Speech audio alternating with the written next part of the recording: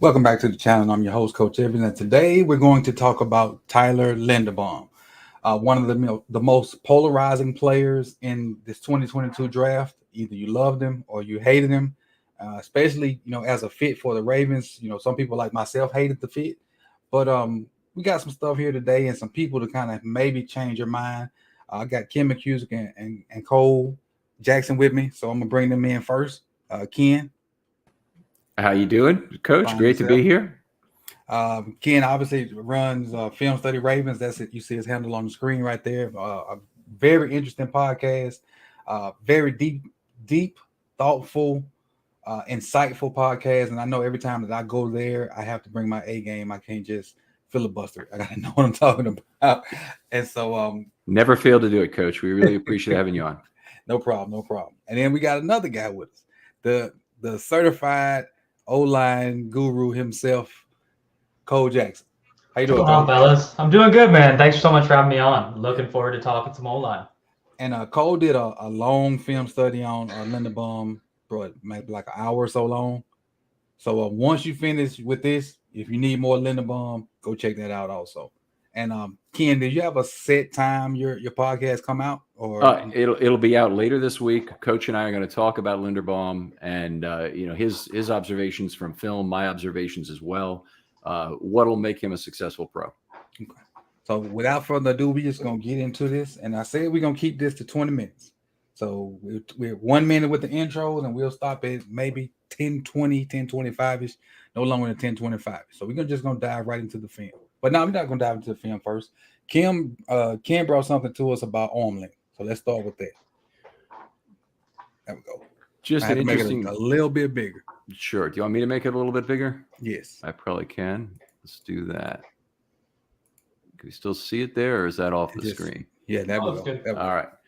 All right. So the Ravens put out something, and I wanted to fact check it a little bit today, that there had been 6 centers drafted prior to Linderbaum, and I think I actually found 7 in the last decade between 2013 and 2022.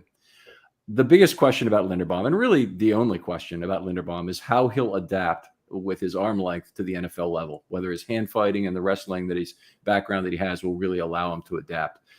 The 7 other guys, Garrett Bradbury, very interestingly, was just denied his 5th-year option today by the Vikings, was under 32 inches. We all know what happened to Billy Price in Cincinnati, just a terrible first-round bust for them. They moved him around a little bit. They didn't keep him at center the whole time, but it didn't work out anywhere.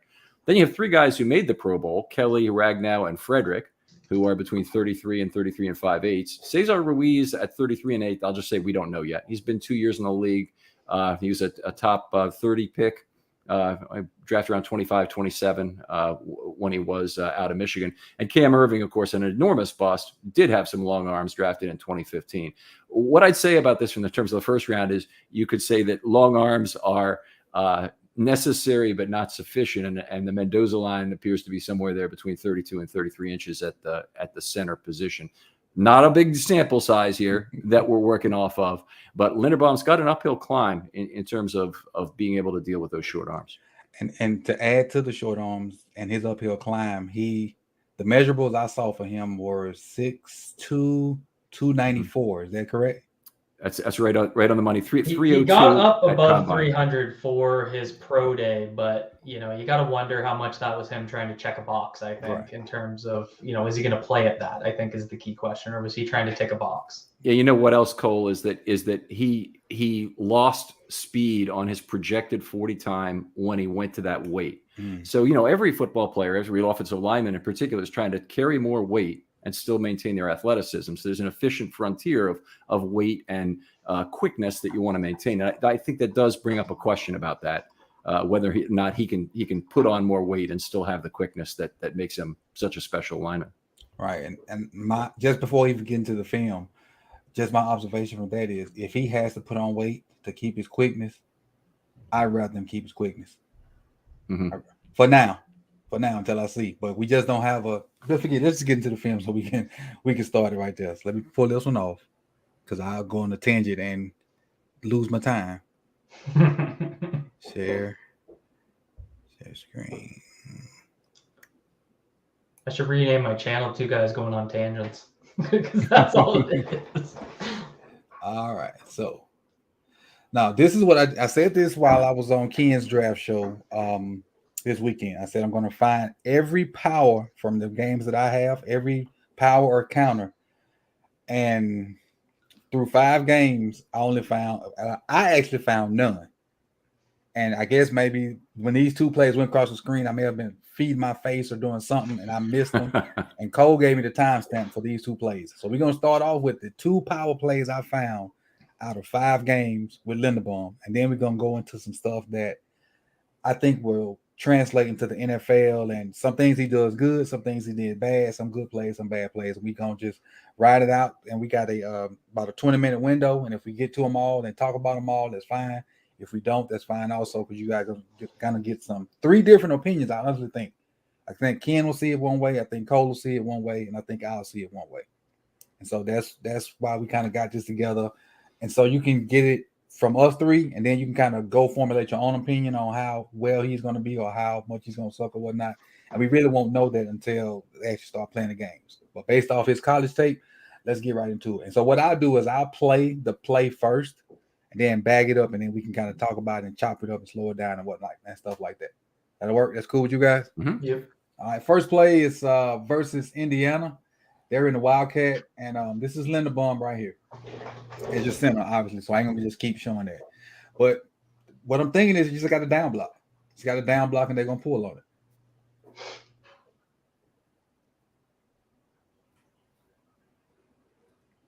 Yeah, so that's a little bit of an inverted veer power read. So something he will see in Baltimore, something they run quite often. Definitely. The thing is all he has what in this blocking scheme, you just want him to shield this guy off. And what he does is he just don't, like most powerful centers will bang on him and move him that way. He doesn't get much movement, but you see a quick little shuffle where he gets leverage on his body. Got him torqued. Exactly. Because his helmet's in the right spot right now, but he knows that he's probably not strong enough to move that guy. So watch with his next frame how he just gonna torque his body. I said twerk. Right there. Now he can't cross his face. So that right there, just knowing his weakness to me and being able to compensate for it, lets me know he's an intelligent football player that has a great idea of what's going on. So he still didn't get any movement, but had he hit where it's supposed to hit behind him, he'd have been good. Yeah, because that play's not supposed to break to the right? No, at all. This is, and you see his right hand in there. It's got a little tug on the jersey, so he's got that grip in, and the defensive lineman's reacting to Goodson's lane. This play's supposed to hit right here, exactly behind 63. So he's that's what I'm saying. He's in perfect position body wise because it should fall right off his butt. But because these guys, blunder it up, it cuts back his way. He's got the jersey inside the frame, so he's not going to get called for that at the NFL level unless he doesn't release it when that player gets to the outside. Exactly. So he's going to be okay there. It's good hand placement. You can't really see the hand fighting he's doing with that left arm on that play, which obviously that guy, just looking at him, he's got much longer arms. Mm-hmm.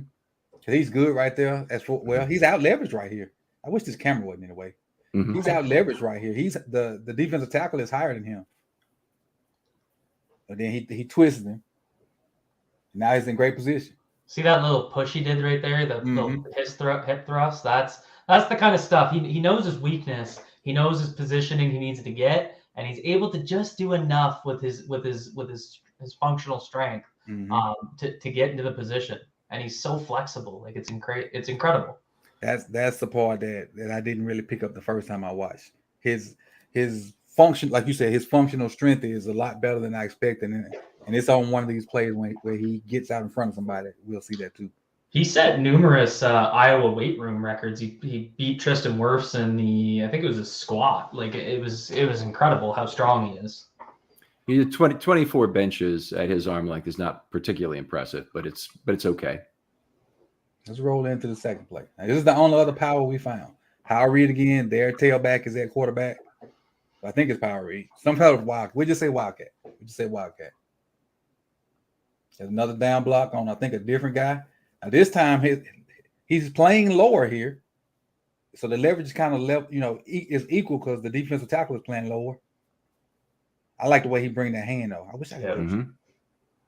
He's so smart. It's insane. Watch this hand. Right there. That's the offhand. He's trying to reposition it. Got it right up on the shoulder pass. And now he's in a position to drive that dude up out of there.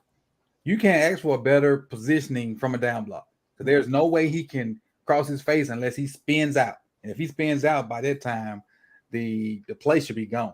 It's rare you're turning your back to the line of scrimmage, but when you're in a gap block, it's okay because that's your man. So just get it done. And there's no better seal than to literally take him out of the play. Right. So a lot of things, even not in a power scheme where the stuff is translatable to what he'll do for the Ravens. And one of them is blocking at really flat angles when he's on the counter is to his left, for example, like it would be on this play, and he has to block at a very flat angle to his left. Reach out, make a good play. And his hand fighting is going to have to be very good at the NFL level to do that. What I wish I had seen, Ken, was making that down block with this guy in the 3 technique. And not in the 1 to see if he can. Right, I'm sure he's athletic enough to get there, but what does he bring when he get there is what I wish I had saw. I don't think it's getting there that's going to be his problem. It's when he doesn't have that short quarter to get inside his man. How does he compensate for his length and get inside, uses leverage? And that's what I think is the key part, because once the defensive lineman deploys his length, he's just got more space to get his arms out. It's hard to long arm and tight like that, right? Right. That's why I was thinking it's easier for him to block 1 ticks on the backside. Yeah. And he'll face a lot of 1 arm longer than 2. He'll face some 2 arming, 2 gapping too, but he'll face a lot of 1 arm longer than 2 in the pass blocking especially. And I have a question for you, Ken. Yep. It says, where is it? Do you think the athleticism? I can put this on the screen, I think. Yeah, here it is. Do you think the athleticism he has to get to spots overrides his arm length? Okay, so athleticism helps him a lot in the run game, and probably more in the run game than the pass game. As a pass blocker, what he's done at the college level has been wholly sufficient. In fact, he's been a great pass blocker. It's a matter of does that really translate with his short arms against very crafty, very good interior defensive linemen? And how often will he face a one-on-one block or the need to pick up a smart pass rusher coming from level 2 who may be able to use length against him? Could be a stunt. Could be. I mean, think of Vadafe, for example. If he had a stunt into either a gap against a player like Linderbaum, I think Linderbaum would be in some difficulty in terms of how he'd have to deal with that length. So we'll see. He'll face smarter and better players at the next level. I'm hopeful of Linderbaum. The Ravens are committed to this pick. I think it was a reasonable value at 25, and we'll see. Right. Now, I picked some players from the Purdue game, hoping to get some kind of a matchup with Karlaftis. This is Karlaftis here, but it didn't happen. But I was hoping to get that. So now those are the 2 power plays, or the 2 gap scheme plays that I found. So now everything from here on out is going to be inside zone or outside zone, or pass pro. So we're just going to watch it and then kind of analyze it and then talk about it and then go from there. So there's no real order to the rest of these. I put them in random order on purpose so I couldn't remember what they were, so you can get like a natural reaction from me. And these guys haven't seen them either, so you'll get their natural, honest reaction also.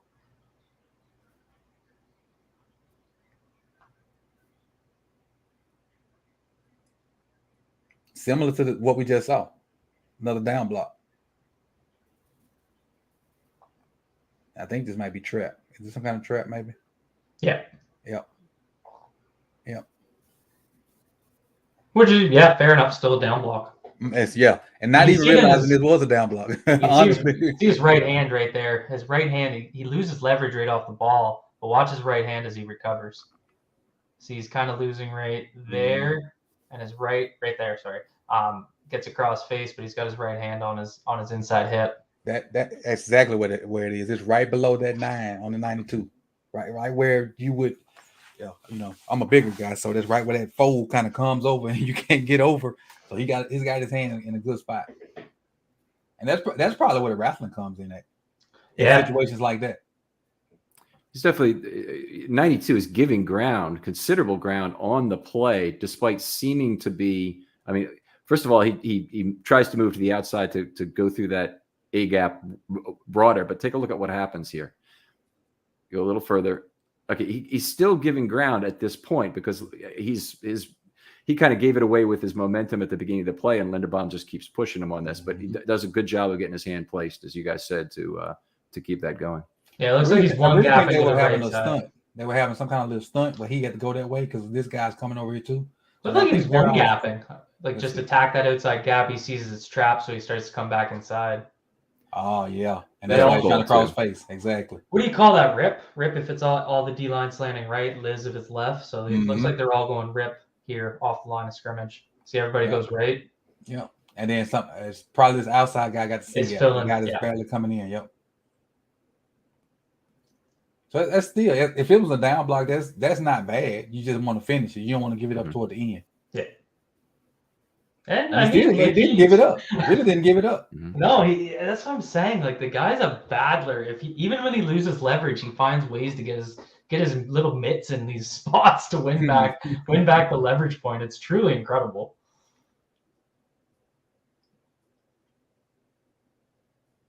Now this is one of my favorite plays on here. Mm-hmm. The way he sorted this out. Because, coming off the ball, guys doing stunts and twists and all kind of stuff, and just the way he sorted it out. You can see his head moving from different reads. He's trying to block 20. He's trying to block 20 now. Sees 43 coming over, bounces off him, and that's perfect. That's perfect leverage for me, because if 20 misses, the back's out the gate right there. Yeah. And the fact his lateral movement in this play is crazy. And where's his hand? Right on that number 4. Because he knows if he's going to try and win back that point, he's got him right up inside his. He's going to put that right up into his armpit if he tries to cut back inside. Yep. So look at his hand right there. So when he tries to fight back, yep. I got exactly. So and if he tries to spin off, he's just gonna finish him, and he can't go topside because you got another player here. So being able to process and move, I really like his lateral movement on this though. Watch his feet on this. I wish I could slow it down. You can see him shuffle off 20 and 43. Right there. Right there. He basically passed 20 off and went on to 43. Now I don't know if somebody should have been on that side while he passed them off, but the fact that he did it as smooth as he did in transition to blocking 43 is that's good lower body movement. Lower body movement. It's okay for him to pass 20 off to air too, much like some of the reads go, the zone reads go, or sorry, the power reads go right. It's okay for him to pass 20 off to air when he forces him to make that circuitous move around him. That's going to make it difficult for him to make the tackle in the backfield. Because if I'm not mistaken, this is some form of it's zone. No, this is ISO. Because this is ISO. I think so. Yeah. This is ISO. You got to remember too, this Iowa quarterback couldn't throw, and they just saw stack boxes all day. He made so many wide open guys. No disrespect to the rest of Iowa's line, but he wasn't playing with the typical Iowa Hawkeye line that we've seen in the last 5-6 years, where they're bringing studs out every year, right? Which is a key point. So if I'm not mistaken, I'm probably going to get off task because I want to know what this play was. He let 20 go because they should have doubled to this guy. Yeah. They originally should have been doubling to 43. And when they crisscrossed, they should have been doubling to 20. And I think one of these guys stayed on this guy. Yeah, you see them double on the defensive right there. Mm-hmm. Where's the fullback end on this play? Do you have the end of this play? I saw he chipped on 43 here, but did anybody go to 4? Nope. Okay, and he makes the tackle. Yep. I wonder if the fullback made the wrong block there. I think the right guard and tackle should have comboed to one linebacker, and the fullback should have led up on 4 when they did what they did. Yeah. All right, next play. Again, versus Purdue.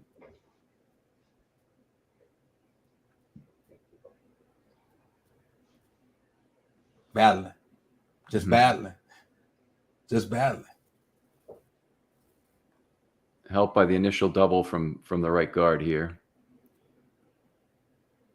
You'll get a lot of that in Baltimore, by the way. Anytime you get I used to love Matt Skura for this, because Skura wasn't a great pass blocker all by himself, but holding the back end of a double team, whether run or pass, holding the back end of a double team was something he was pretty good at. I thought never really valued for. And watch how fast he gets. So even if 77 don't help him, watch how fast he get the leverage on this one tech. Boom. He got leverage right. He really don't even need 77. You know what I said, Coach? Sometimes he's too fast. Right. And he ran into that problem a lot when he was the postman. The guy coming off to him wasn't able to engage before he could even start to take off. So his double was almost premature. It's an interesting thing to look at. He's so fast that technically there's supposed to be no space here. But he's already getting over to 77 side. So 77 really should just step and be gone. Because he's already going to push him off. Go code him. So run that through once at full speed. I want to see the timing of 77 actual push and then release. Okay. I'm gonna start. I started from the top. Yeah. It's pretty quick. Almost instant. Yep. Yeah. It's I mean for 77. I'm not even talking about Linderbaum there. Yeah. His and I don't know how they teach it, but we do is if you got a double team, once you feel the guy. So in this case, once you feel Linderbaum pushing you off with his body, then you go. So you wait for the hip check, or is there actual a verbal go code? No, it's basically a hip check, and you kind of feel that guy, edging you off the defender. Mm-hmm. And there's really no call. It's a feel. That's why you want to get. That's one of the reasons you want to get 5 guys up there and leave them same 5 guys there. People in the chat box.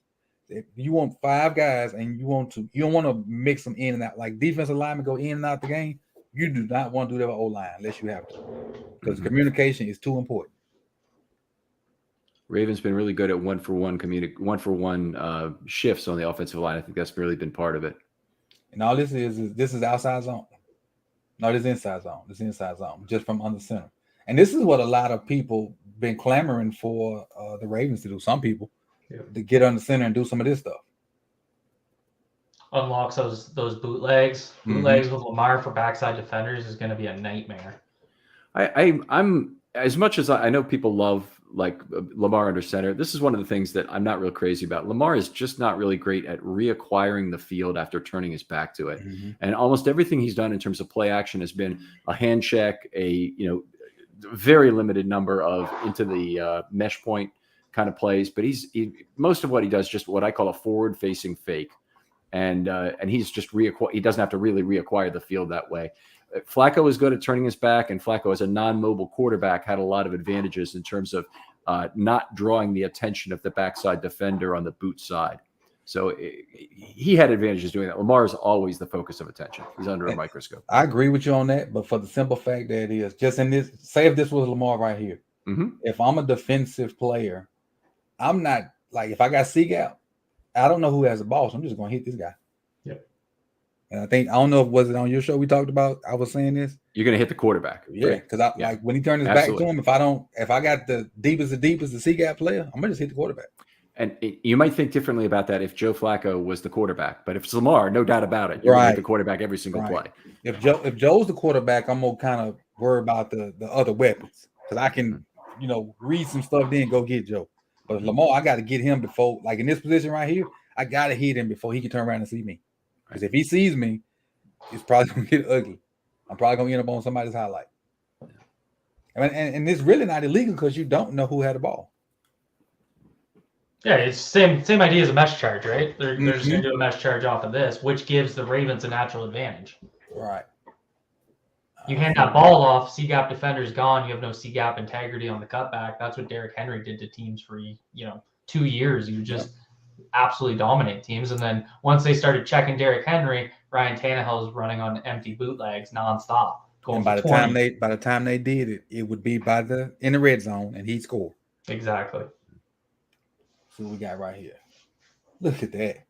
He's faster than the running back. Like it's absolutely his movement is it's like nothing I've ever seen. If Roman don't call some stretch plays, man, look at this. It's an incredible reach, just that. Is that a 3? Yeah, he scoops a 3. Yeah, with his inside shoulder. It's not even like an outside reach. Like he's running through him. The play's designed that way too. 77 is handing him off to Linderbaum on this play. So the right guard, this is all schemed up for Linderbaum's quickness on this play. You wouldn't do that, I don't think, normally on very many centers. That's crazy. And then Linderbaum, not only does he make the reach block, but look at the freaking You'll see on some plays where if he takes his first 2 zone steps and there's nobody there, he ends up outside the right guard just to keep going. Like there's times where he'll carry outside of the tackle as a lead blocker because there's no point in him blocking no space. He just keeps going. He's athletic enough to keep going around his own tackle, which is you don't coach it that way. I don't anyway. I don't know about you, coach, but I usually tell my guy to keep going on your train track. Exactly, and whoever show up, just you block them. But they've improvised as it's almost like having a play side puller on a zone play. It's absolutely ridiculous. That's crazy. Look, he blocked the same guy about 15 yards down the field. All right, still Purdue. Pass pro. Not bad. Slowly. Good. Not bad. Not bad. And it's one-on-one. So I think that's one of the reasons I put this on there because there was no double. It's one-on-one with the nose tackle. And so the guy, we're going to assume his arms are longer than Linderbaum. We're going to assume that. Well, I'm going to assume that. But it doesn't show. It doesn't show in this play. There's no fire off, then, get your arms on him. He does. I can't really tell what he does because of the angle of the camera. I was going to say run it through a couple times, and let's see what he does with his right arm in particular. Now, right now, his right arm is outside the frame of the defender. Mm-hmm. Now it's inside. He worked it back inside. But do you see what he did? Scooped. That's what you tell him to scoop that inside arm. My bad. Scoop right back into the chest plate. You can watch his right elbow. Watch it torque inwards against his own side, and then it'll torque right there. Torque up. Right there. So it was outside the framework, and now it's getting to the point where, like you said, he went back inside the defender. So if I go to the next frame over, he should have great hand placement. This is really the key, right? It's his hand quickness. It's his hand placement. It's like I said on one of the replies to your tweets, his hands are black belt certified. Like this man is doing the Miyagi wax on, wax off consistently. Right. It's absurd.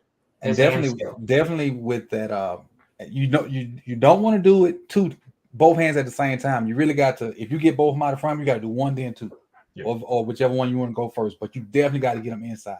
And right now he's in a great position. Both hands are inside. All the guy can do is try to use his strength. And when he tries to use his strength, you'll see Tyler's butt go down to negate the bull rush.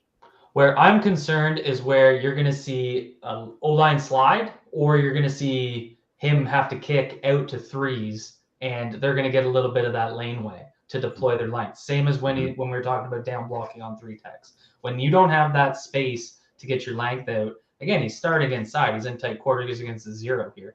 It gives him a natural advantage to use his hand speed, his hand quickness. There's a play that Mike Crawford shared this morning. Forget which game, but a 3 tech, they shift left. He's got a right side 3 tech. He kick steps, and I mean, he walks him back a good 3 yards, which is concerning. But the thing we noticed is he doesn't lose his leverage or his posture really at any point. So, on one hand, he's being walked back, but it's a slow burn. And that's really what some of those, when he's either taking a linebacker, and sometimes that's all you need. It's really about what's going to happen when it's Cam Hayward. What's going to happen when it's Aaron Donald? Right. Those are the cats he's going to see at the next level.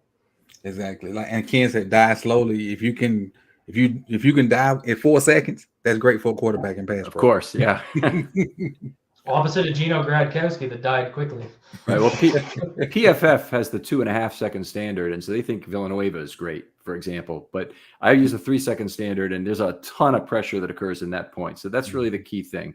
Is he going to be able to use what he's always done in close quarters, like we saw in the play there, where he can change his arm position naturally in that close fighting, or is he going to get too much long arm, too much first contact dictated from somebody coming into the A gap?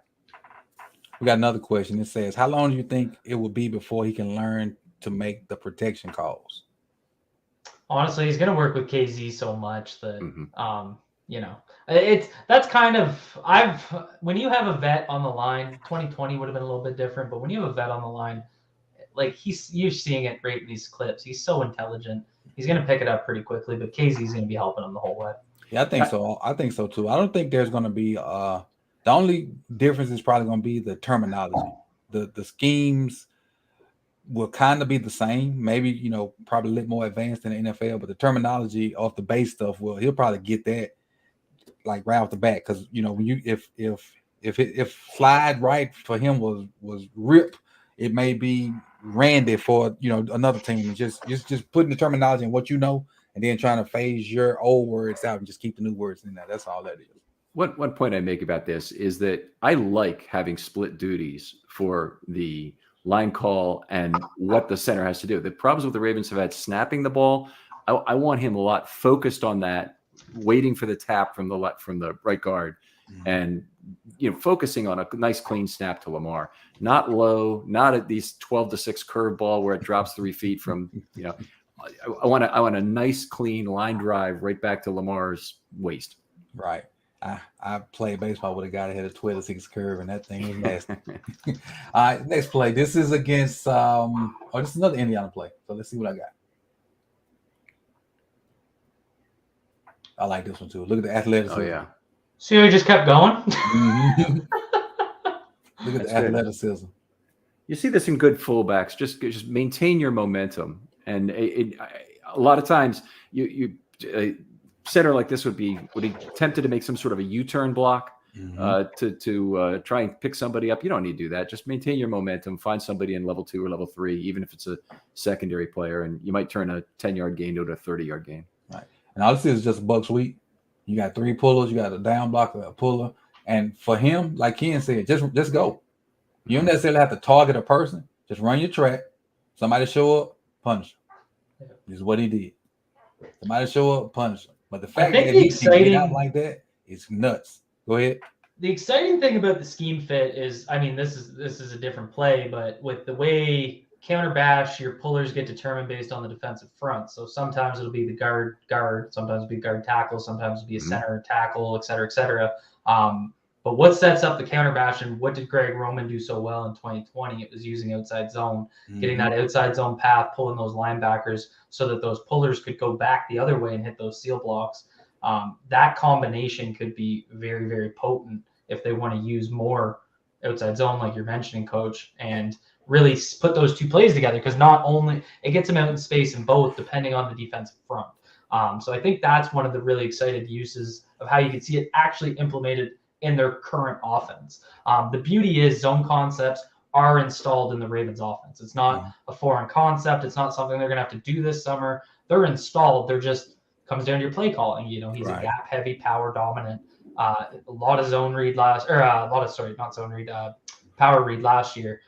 So how much can he mix that up? That's the real question. Right. And I want to clarify a statement I made. I said that we don't run the plays that he's good at. And basically I meant that we do run the plays that he's good at, like you just mentioned. We just don't run them enough. It needs to be, in my opinion, more of a percentage than, or does that make sense? More of a percentage of inside zone, outside zone, as opposed to gap and power, especially now that you got the type of center that you do. Because Bozeman was, in my opinion, was a mauler, especially when he was the puller. Now you have an athletic guy. So to me, you got to kind of work to his traits. And if he's good, probably the rest of the line is going to be good, because the center is the anchor in most cases. How y'all feel about that? I think actually Linderbaum is very adaptable to scheme. Damn it! Why don't you give your opinion first, Cole, while my dog takes a moment to bark? I think it's a great point. Like I said, the plays are installed. It's all going to come down to the usage.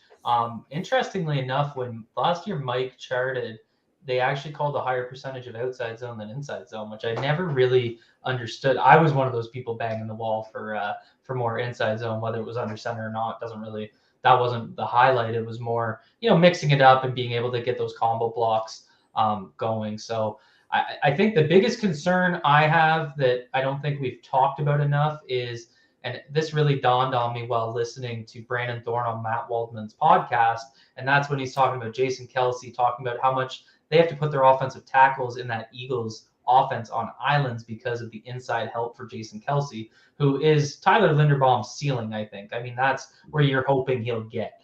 Garrett Bradbury's been a common one as well, but I think that's who you're hoping you get when you pick him in the first round. And they simply have to help him inside because he's a smaller guy, and they're willing to do that and put their tackles on islands more often than not because of his elite run blocking. So it's really up to Greg Roman to unlock that elite ability, put him in space, let him do his thing. If you're a lover of O-line, just take a mental picture of that screen and look at each player's on the line, right foot. That is a thing of beauty. Getting on the tracks. Everybody's in sync, about to run the same angles. That is a thing of beauty. If you know nothing about O-line, and if you run an inside zone or outside zone, everybody's first step should be like that. And the only person that is not like that is 84, and he's a tight end. He don't count. They're off the snap at very similar timing, which is also something you don't always get from your offensive line. Often Orr and Burke were off early, but relative to other Ravens players when they were together. One other point I want to make, and related to what you said about Kelsey, is that the Ravens do more to naturally help a center with the fullback and tight end motion they've used in 19 and 20 in particular, and they had the really dominant run game. They don't use their motion typically on a wide receiver. They typically use it on fullback, H-back, Ricard, Boyle coming into the middle to help make a block, or at least threatening that on the play. And that typically will really help the center and allow for those guards to process out for their help blocks. Those bailout blocks that Villanueva needed a lot, and that other, any tackle can really use, honestly, no matter how good they are. Right. So let's go to the next one. Now, I said 20 minutes, but forget that. This is too good. We're going to keep going. Y'all good? Oh, yeah. Both of y'all good on time? Sure. Okay. Just find and work. There you go. Got on his path. Nobody really showed up. And then when the DB showed up on third level, on level 3, he got banged on. See, and he should have doubled. If you're following right there, he should have stayed right on that inside hip. But how smart is that to realize that this 100%. Guy got him and they'll loop around it? Well, I'm wondering if he's taking a peek inside there to see how many defenders are inside. Knowing if I can get to that third level, that's going to be the home run ball. Oh, I see what, because 56 came down on him, and that's the double that he should have had. He just kept going. Yep. But real good play. Honestly, great block by 56 there, who did exactly what he should have done in terms of down block, level 2 block. Nothing in his gap. Fall back in. They pick it up. They sift it out. Mm-hmm. I love it. Linderbaum working off that great play from 56, frankly. Mm-hmm. Let's go to the next one. All right, center's here. Another Wildcat play. A little trouble keeping engaged on this play. Right. This is the one bad one I think I saw. I thought I had one, I thought both of those counters, one good, one was one bad, but the earlier ones both were good. This must be the bad one I found. He tries that same. No, that's the same play. That's the same play as the first one. I'm sorry. Yeah, that's the same play as the first one. My bad. I thought so. My bad. So now we got some Michigan. This is him here. And he kind of, in my opinion, had a little trouble with this cat, but he still has some good. This is the one that I was mentioning with the pass pro play where he took the big bull rush. It was 58 on Michigan. Yeah. I think I do have that one, but I know I got a lot of runs too. This is a solo block. Mm-hmm. He's kind of bored a little bit, but he's still in good shape with his block. He hadn't lost. He's been bullied, but he hadn't lost. Should he have gotten help there from the right guard initially? Because it kind of looks like to me 77 should have chipped on the. He takes inside leverage, and he usually doesn't miss his leverage point. So I think he's expecting that. Look at his head. His head's on the inside. Yeah, because if he wasn't, his hand would have never touched him. Yeah, He's really using that backhand to help when he probably should have used step down like he did the play where he got bumped off. Probably should have stepped down with half a man. Looks like a wham concept because that fullback's going back across formation. Is it fullback? Yeah, lines up as the fullback. See how he goes back? That looks like wham or split zone depends on. Split zone. It looked like split zone to me. Yeah, split zone from a fullback. Yeah, weird play. Not sure. It is weird that he put the guard put his hand up. Yeah, I think the guard should have helped him. But again, like I said, he never don't get misses these his one-on-one leverage blocks. point. His head's always in the right spot. So the fact that he stayed inside and the hands up tells me that he's probably expecting help. Yeah, because he never even tries to take his head from this side to this side. He's used to so many early go codes that right guard is used to. He just didn't happen to get one on that play. He really needed help. Yep. So it's more so not an indictment on Linderbaum on this play. It's more so on the guard. Oh, it's on the guard all the way. Look, I love that one. The recognition. See that head come back inside. When does it come back in? I think he's peeking right there. I think. No, there it is. Right there. I love those. And he sees him trying to feel. That's Josh Ross, his new teammate. Sure is. That is 12. Sure is. We know Special team extraordinaire.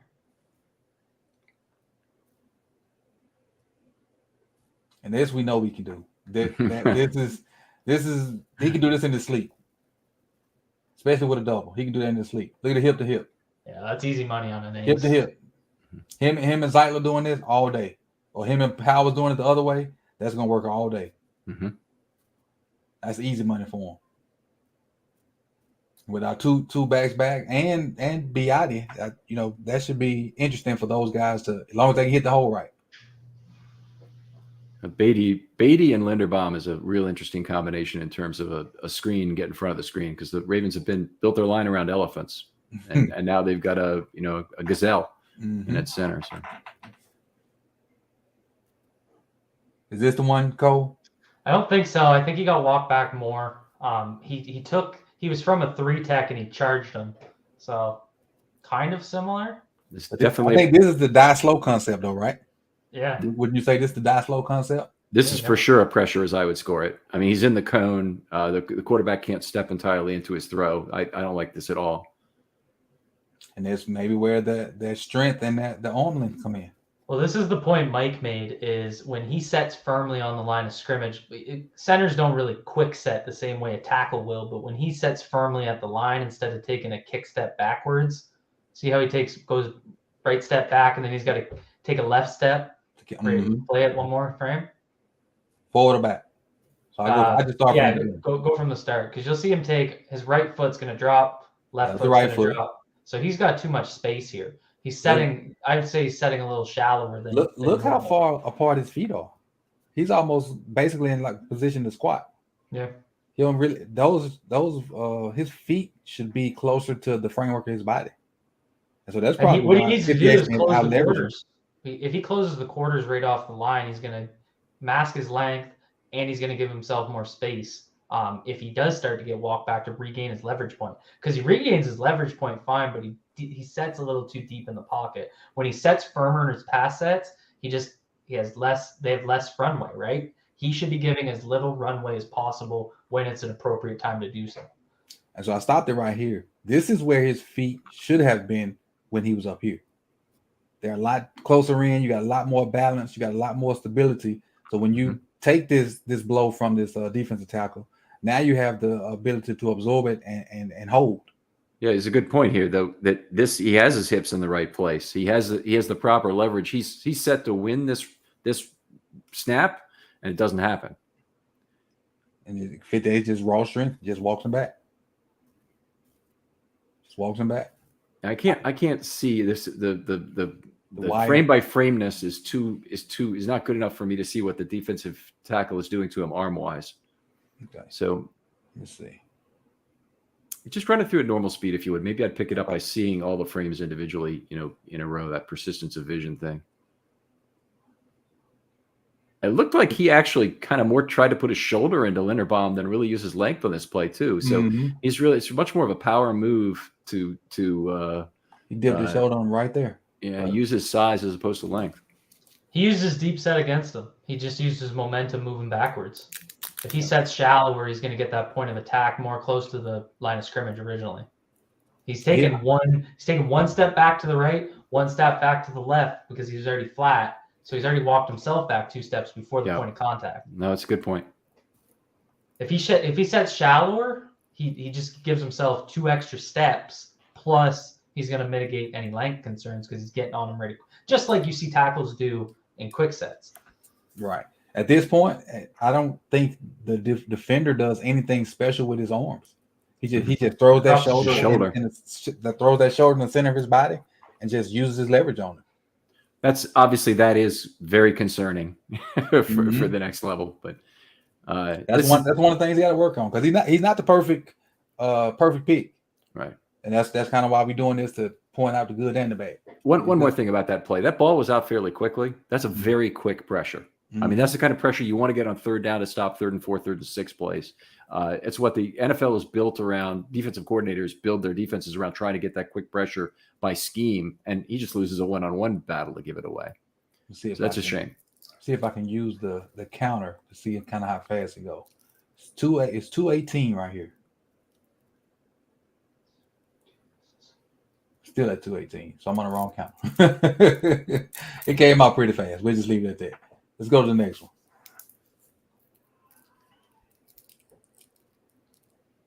Now we should have a better view. Who is 58 on Michigan? I'm not sure. Cole, do you know? Let me check really quick. Yeah, I'll check it too. Got a little help. That's what I don't like. See the end of that when the help kind of left him. Adlai Stevenson, could that be right? I got Mozzie Smith, senior. Okay, 6'3", so 326. It might be. This is the 22 roster, so I think I'm looking at that. Might be the 20. So this probably 21 roster. Spring game that they just had. That's probably who that new guy is. But kind of funny that an Adlai Stevenson, he's the guy who brought down the Russians in the UN and during the Cuban Missile Crisis, and now we're here again. Now we got Tyler Linderbaum, the human missile. Now this the part I don't like from here on. Watch how 58, whichever one of his names it is, just takes it with the one arm and just pushes him back. One more time. I'm sorry, Coach. That's fine. And it really don't have an effect on the play, but it just gives me an idea of the strength issues. Yeah, 77's knocking him back into where he's trying to pass him off. Watch 77 knock him. Yeah. He knocks him right back into like his power grid. He was trying to push him off and get you see his left hand come out into Ross.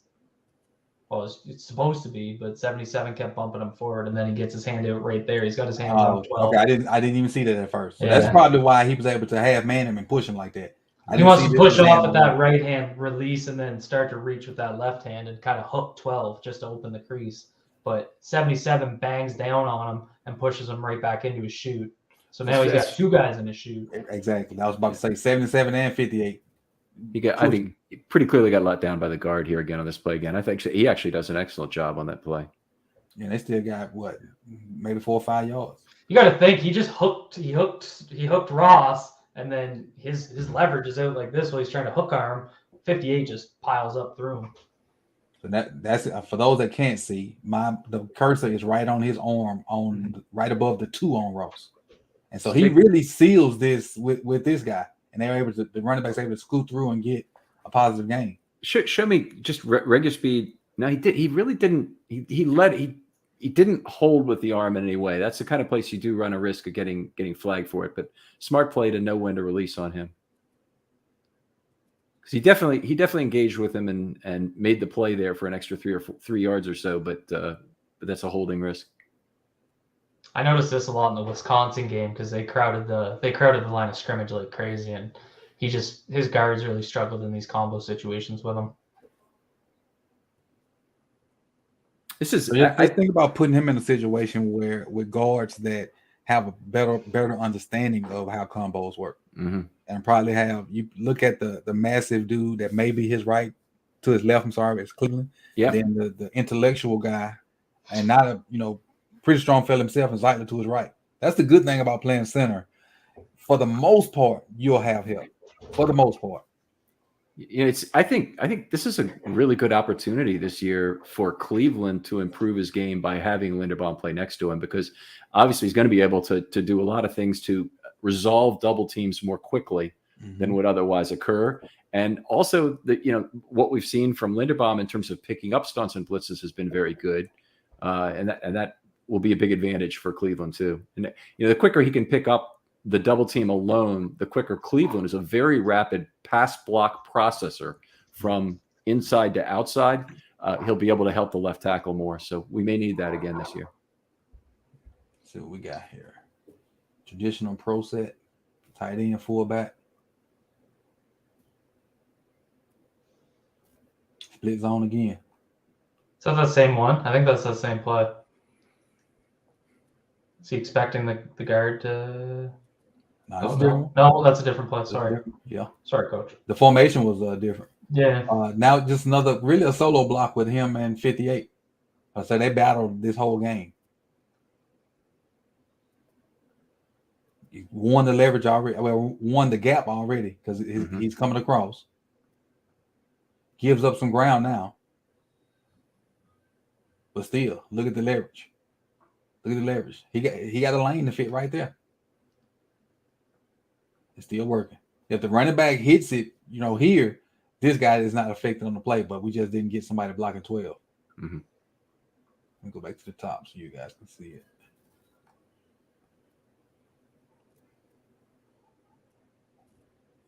And honestly, it looks like a negative play or a bad play, but it's really not for him. For the other 4 guys up there, it's bad. But for him, it's not. He scores his block on this play, as I would say. The gaps were both filled from either side, not really leaving a lot of options. Because he has his guy. 77 should be coming to 2. Is this 2 guys or 1? This is the backside guy. Coach, can we see some more pass blocking plays, maybe? We'll see. Let's see what I got. Maybe this one. We'll see. That is inside zone. He good at that. We know that. Let's go to the next one. Wide alignment. Maybe this is the one we're going to get. There's Mike McDonald using his sim blitz. Does he drop 2? Yep. Yeah, this is one of the bad ones. And this is 19. Is this 19? Yeah. Yeah, he used his arms very well to beat him there. He just gets hand swiped. Yeah. Yep. That's a great play by 19. Left guard 64, very late to the party. Processes very slowly on that play. I mean, he could have gotten help there, but he lost his block anyway on that play. Ken, is this where the arms come in the play? Because where I stopped it at, you see Linderbaum trying to shoot his arms up, but this guy kind of pushes him down and goes by him. So is this one of the instances where his arm length will hurt him?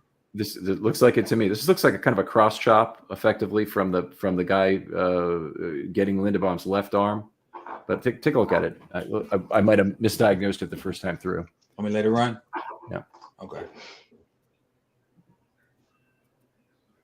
It's not really a cross chop because cross chop he'd be going with his left arm. Double hand swipe. Yeah. It's double hand. Mm-hmm. You don't usually see those on the inside, but again, what did I say before? He's reaching or he's kick sliding to take on a 3-tech where he's got a laneway. That's what I think is going to be one of the weaknesses. Yeah. So in your opinion, our opinion, how do they combat that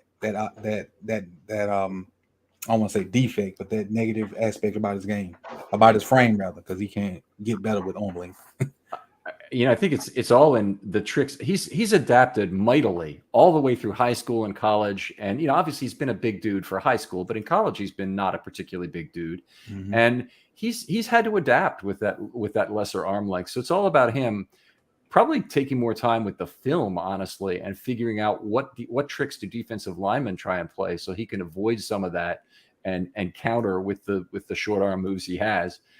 Kelly Gregg was able to do it. Marshall Yanda was able to do it and come up with tricks to work with shorter arms. So it can be done. It's just there's a whole lot of other people in the other column with shorter arms that didn't work out. Okay. I think in this play, actually, what hurt him more than his deployment of his hands is he stopped moving his feet when he shot his hands out. Mm-hmm. Because that's how he usually recovers, right? If he completely whiffs, it's one thing. The way he recovers with his hands and the way he uses those inside hand movements, he has hand quickness. If he keeps his feet moving, but you can see it in that clip, he stopped moving his feet. Yeah, and watch it one more time. See what Cole's seeing here. Almost lunged. See, yeah, he did actually lunge. Arms are over feet there. Oops. So we got thank you, Mark, for dropping 5 in the super chat, and he says, "How would Lamar look in a Titan style bootleg stretch scheme? Otherwise, how would you maximize Linderbaum and Ronnie and Roman's run scheme?" So, in my opinion, in that, the two most agile guys are obviously going to be Linderbaum and Ronnie. So if you're going to do some kind of stretch thing, and that's really there, and what the Titans do is they put Tannehill on the center and just run stretch left, stretch right. And for us, I think we would need one more. We'd have to have another agile tackle. And so if Falele wins that right tackle, I don't see where we would do that a lot. And if we would, we just do it to the left side. But with a healthy Ronnie and Linderbaum, and Cleveland's agile enough, I can see stretch runs to the left, kind of like what the Titans do with Henry. Yeah. I'm excited about counter plays that go center tackle when the defensive line is set up to allow that to be the way it's run. That should be extreme agility. In fact, it's almost a waste of some of the agility that Linderbaum has to have that go. It's getting him out of the space ahead of screen passes, and particularly when combined with Beatty, I think is a outstanding possibility for some good level 2, level 3 opportunities for Linderbaum, and some good opportunities to force one-on-one missed tackles for Beatty. So lots to like about that. I really like the Beatty pick a lot, especially combined with Linderbaum. Let me see if I got an NMO pass on it. There we go. Oh, that's the same play. Let's see. It's empty backfield, so this must be pass. There's a good route. That's a good. But do you see the difference in how deep he set? It's such a consistent. It pops every time I watch. I really just stood up for the most part. Yeah. Don't give him space. That's his key to success. So his heels are on the 30-yard line. So once he stands up after he snaps the ball, let's see where he at. Basically still on the line. So his hands are already engaged, right? Mm-hmm. He did his left arm's in a good spot, and one thing that nose tackle does is he kind of allows Linderbaum to set more easily by trying right then left first. So see how his first move was to the right, then he moves left. Actually, then he moves to the right again. That's actually giving a player like Linderbaum, who's an adjuster, a better chance to hold him off. Especially when you can see his grip strength here, because once he gets shoved, he's still got that grip. He goes nowhere. Right. Let's see if I can pause on that shuck. It kind of jumped on me when I was recording this one. So here comes the shuck. And he's still right there. Yeah, this is something we see sometimes with the Ravens done, where a left guard not engaged with anybody, could be anybody, could be a tackle, could be a guard, but it's usually a guard, wanders back into the cone even when he has no opponent. It just absolutely pisses me off like nobody's business. This is not your typical Iowa offensive line. For those that don't know what he means by the cone, I'm going to show you what he means by the cone for those that don't know.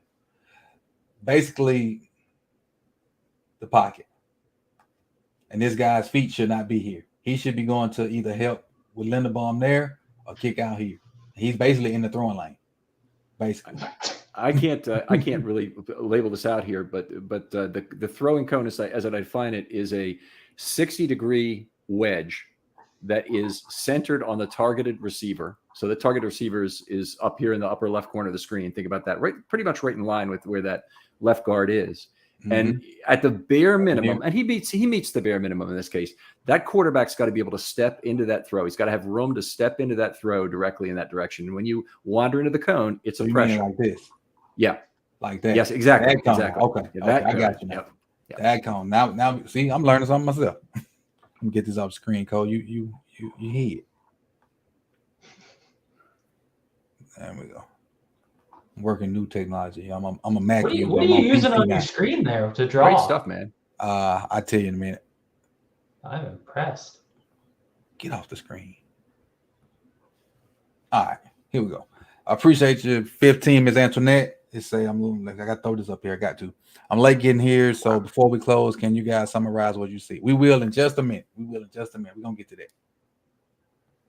I think I got maybe 2 plays left, maybe.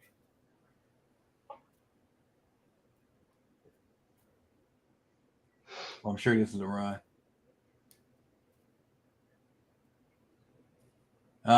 Real good one-on-one block there.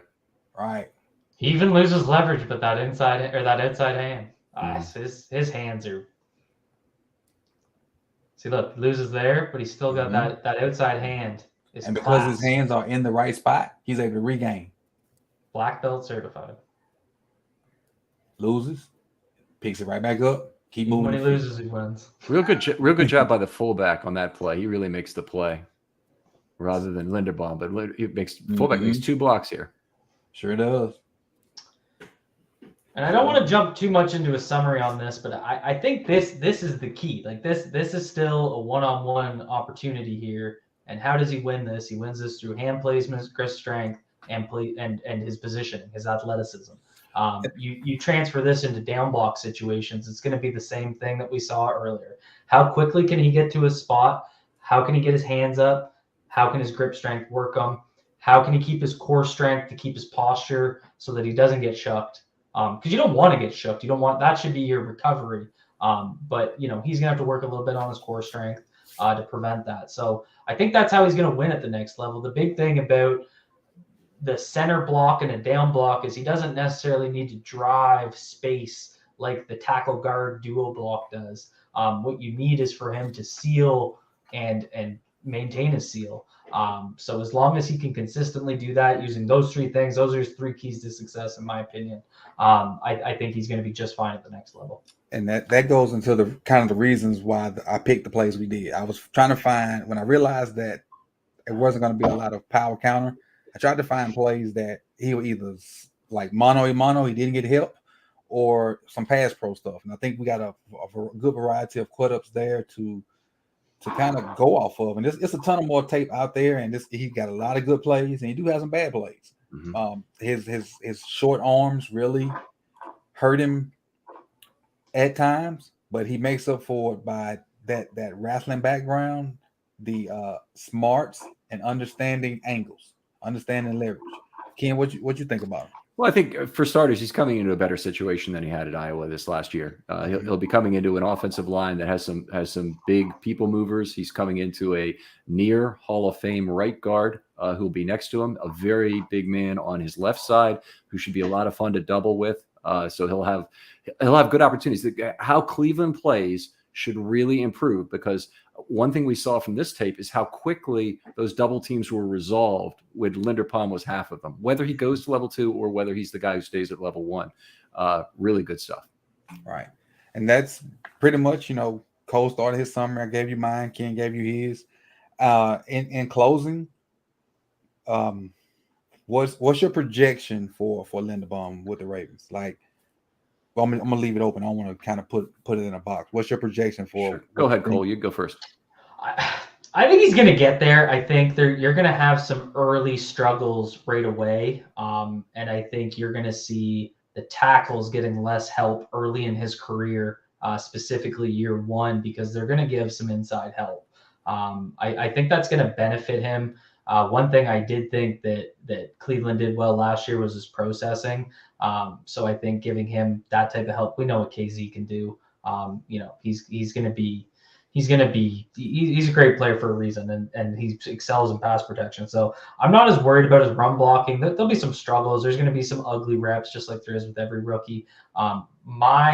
Where I want to see him make the biggest strides early in his career are in his pass protection, and getting to a point where you don't have to help him as much. I'm expecting them to help him early. But, Coach, you know this as well as anyone. You can help a center a lot easier, and you can help a tackle, and that's really what it comes down to. Most definitely. A lot of similarities with that. I'm going to say, first of all, his career will be made on pass protection. It won't be made as a run blocker. I think we know he'll be fairly successful as a run blocker, that double teams will get resolved well. He'll do his level 2 block he needs to do. I expect him to have a huge number of level 2 blocks this year as I score him. So that's one thing to look for as we go. I expect him to be a very successful puller this year. The thing I'm not sure about is, and they're higher leverage plays, is how much he's going to give up in terms of pressures, quarterback hits, and sacks. And, we saw some struggly pass protection reps here where things weren't perfect. So we'll see how it happens. We've seen some undersized centers here in Baltimore who it didn't really work for. We've also seen some guys like Yanda and Kelly Gregg on each side of the line who really could work with their length. The only concern I have right now is obviously, well, I say only, but I'm going to name a couple things, is pass pro versus the guy that has power and speed. Because you can look at a guy like a Clark from Green Bay. He's going to try bull rush you every time. But then you look at a Jeffrey Simmons from Tennessee, he can hit you with speed and bull rush. So those the type of guys that really scare me. And like Hayward at Pittsburgh, he's pretty much gonna hit you with power. Every night, he got decent hands, but he can pretty much gonna hit you with power, to expect. But then you got a guy that can do both, or when they maybe take a edge guy and slide him in like a certain package, like we do from time to time, that's what scares me. But I think once he figures it how to use his body versus those guys, that he's gonna be in that spot for 10 plus years, unless he just price himself out. We hope you're right, Coach. Believe me, no matter what we may think, and Cole and I each can sound negative about things about any player from time to time. Certainly I can. But it doesn't mean we don't root for every single Raven. Mm-hmm. I did have a question for you guys. Go ahead. Okay. Now here, the Ravens had the 23rd pick, and they traded down to 25, of course, and got Linderbaum, but they ended up with Linderbaum and a 4th round corner, Jalen Armour Davis. Mm-hmm. Okay. Would you have rather they stayed at 23, and they also got a 4th round pick in that, by the way. So I don't want to say they didn't get anything else. Would you have rather they took Kaiir Elam at 23, sacrificed the 4th round pick, and then got Zach Tom to be their center? And I project him as a center all the way at number 140, where Green Bay got him. So the Ravens could have had him a few picks earlier than that. Which would you guys have rather had of those combinations? You take that, Cole, and I'll follow you up. I'd have flipped it for sure. You'd have taken Kaiir Elam and Zach Tom. I love Zach Tom. I thought he was kind of your Diet Coke Tyler Linderbaum. Same type of that game that Tom had at tackle against Jermaine Johnson it sold me on him as he's like Jamari Salyer. They don't fit the measurable criteria that are set out there for different positions, but bet on battlers and profit is my kind of motto. Find guys that are going to battle and find ways to win, and those are the guys that continue to win. So I do think Zach Tom's a center. That's what he was drafted as. But I would have taken Tom and Elam all the way. Yeah, I absolutely 100% am on board with you. How about you, Coach? It's tough because it kind of you have a better O-lineman at this. You have a legit center that plays center. Then you have Tom that projects as a center, whereas you got Elam, who's obviously a better cornerback than Armour Davis. Mm-hmm. That's a good question. Yeah. So because it's already done, I want to say I would have done it like they did it. But I feel better. I would have felt a lot better that they also got Falele, because the big thing about Linderbaum is I came out at night 1 and I'm like, McCary spot starts or backups all 5 spots. We're in a position to succeed. If they go with Tom, that's probably a camp battle. I don't see Linderbaum versus McCary at center as much of a camp battle. Linderbaum's going to start unless things go completely haywire, which I'm not anticipating. So I think I would have been a little nervous. Like, we got to get a tackle. Once they would have locked in Falele and then taken Tom later, I guess I would have felt better with that combination. But that was the upside of Linderbaum, moving McCary back to the 6-man spot with his ability to back up all 5 and provide that emergency relief. Yeah, I don't me. I don't believe McCary should be the guy either to back up at either tackle spot. But he certainly backs up either of the 3 interior spots. So, anyway, it should be fun to watch offensive line play this year for the Ravens. It's a very different textured group, and I'm looking forward to it. Yeah, I like the competition. I like the fact that they got a lot of able bodies, and there's going to be competition. So there's no, other than Ronnie, and Zeitler. Well, I ain't Linderbaum now. I would say there's no clear-cut guy. You got to go in there and earn your stripes. But that battle for left guard is really going to be one to watch, and deciding what. Matter of fact, for right tackle too, because if right tackle is going to be a blast. I think it should be a battle. Moses and what Jawad? What's the other guy? Falele. How about Falele? And Falele. Yeah. I was trying to get all three of them. That battle should be interesting too. But you really got a camp battle at left guard and right tackle, which. I'm ready to put Moses. It's everything they've spent on Moses is sunk cost. I'm ready to put him in bubble wrap. Don't try to move anybody to guard where they shouldn't be.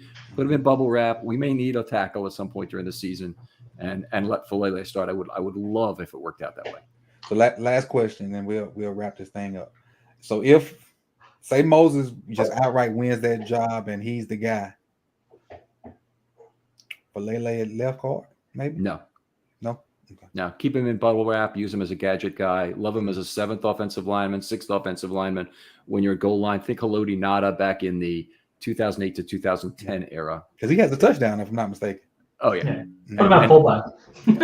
Fullback, wildcat, they can literally use him any way they have used him. I don't have a problem with that. But also, you know what I'd like to see, Coach? Put him in motion the way that you saw them San Fran do with Trent Williams. I have get him on play side sniffer motion. The former players are starting to make their way back to town, like from their different colleges. And so one of our former players actually plays for Minnesota. And so I'm going to see if I can get him to talk about Falele for a minute and see what he says about him. So they're starting to, they're having finals, and once they have finals, they'll probably get 2 or 3 weeks off before they have to start their summer training. And they normally come and hang around the school because we're in spring practice. So one of them plays for Minnesota, and I'll ask him about Falele. And we'll, one thing, I have Kevin Zeitler coming on tomorrow night to talk about his career and some. Okay. I want to get into the new guys because they're both Big Ten rivals of Wisconsin, where Zeitler's out of. So one thing I'm hoping to press him on is, what's this going to look like when you get a guy like Linderbaum in? Try and press those, get a little answers out of him because that's going to be one of his keys to success is Zeitler helping him out. And hopefully whoever wins that left guard battle is able to assist as well. Cool. Hey, so I'm gonna wrap it up. We initially said 20 minutes. It's been an hour and 12 minutes, but it didn't seem like that because we just had a good old football conversation. That's all it was. See stuff on the screen, explain it, and just talk ball, man. I could talk ball all day. That's why I kind of knew this would happen. So that's why I'm trying to set myself for 20 minutes because I knew it wasn't going to last 20 minutes. But I appreciate you, Ken. Tell people where they can find you at. FilmStudyBaltimore.com and at FilmStudyRavens on Twitter. All kinds of draft content up there, including a show with a lot of coach on it in terms of all the 7 rounds of the draft, and we'll have that out there in the next few days. The entire content. Cole Jackson FB on Twitter and Two Guys Watching Football YouTube channel. I got film rooms on Linderbaum and Falele that I recorded in January and February, respectfully. So go check those out. And like I said, Kevin Zeitler interview should be really interesting to get some backstory and talk about these new cats coming into town. So with the Zeitler interview, is it going to be live or are you going to record it? I'm pretty sure it's going to be live tomorrow at 8 p.m. If not, it'll come out the following morning. So I'll get a tweet out there once I have confirmation. Okay, appreciate it. And good luck with that too. That's big. Man. That's big. That's my first player to get on, so I'm excited. So I'm gonna end the broadcast. You guys hang on for a minute. I appreciate everybody that came out and listened. And you could have been anywhere in the world, but you chose to be here with me. Make sure you hit that like button if you're watching this later. Put your comments below, and I'm sure they'll peep in and answer questions if need be. And if you want to hit them on Twitter, do that also because we talk football like today. We've been talking football all day on Twitter. So don't be afraid to hit us up with questions or comments and whatever thoughts you may have. Peace, people. Let's see. There's my mouse.